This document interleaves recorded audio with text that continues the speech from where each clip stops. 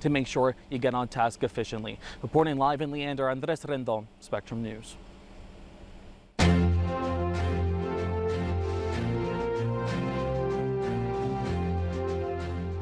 Let's turn now to state politics. Texas lawmakers are back to work in Austin after the 89th legislative session wrapped up in June. Over the weekend, some Republican elected officials and candidates gathered for the first ever Texas Red Rally in Rockwall, northeast of Dallas. Our Blessing Iwachuku shows us some were already looking forward to the start of today's special session.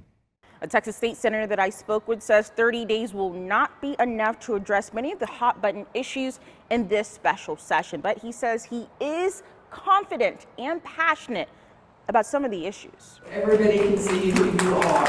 It's Saturday morning and class is in session for some Rockwall County Republicans. We wanted to explain to those who don't know and to kind of remind everybody what the party does, what the Republican Party stands for, principles. Sharon Henson is the leader of the Rockwall County Republican Party. She says planning for the first ever Texas Red Rally started back in April and May, but the timing being 2 days before the start of the special session wasn't lost on her as well. State Senator Bob Hall is one of the lawmakers who stopped by before heading back to Austin for round 2 of legislating. This is the first event since we got out of our session, the 89th session.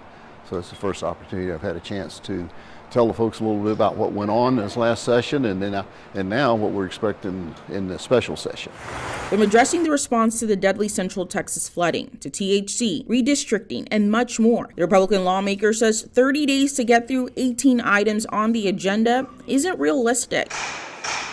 And he expects his colleagues on the other side of the aisle could be a factor. There's been a lot of discussion about the Democrats not showing up because the idea that the redistricting would be fewer Democrat congressional districts and more Republican. We should be laser focused on helping these families and making sure that this disaster never happens again. But instead, we're going to have to be spending our time figuring out how to protect districts that are getting redrawn. They're trying to put a spear through minority representation. If it works in Texas, they're going to do it across the whole country. Kendall Scudder, the leader of the Texas Democratic Party, says if the Republican-controlled state legislature passes congressional redistricting, there will be a blue reckoning. And so we'll carve up California. We'll carve up Illinois. We'll carve up New York. We'll do what we have to do to make sure that we're getting seats at the table. This is not what government should look like. Back in April, Spectrum News spoke with Scudder shortly after his election win. He was confident next year's midterms would be the clapback for Democrats to flip the House and Senate. If redistricting happens, that may be up in the air. They go through these games to try to make sure that everything's drawn right. And hey, I'm all good about getting everyone in the right places, but there's no reason to do all this gerrymandering. Now that the Red Rally is a wrap, Henson is focused on midterms and getting her party's candidates elected. In Rockwall, Blessing Iwachuku, Spectrum News. Thanks, Sharon. My name is Doug Roth, and I'm the precinct chair.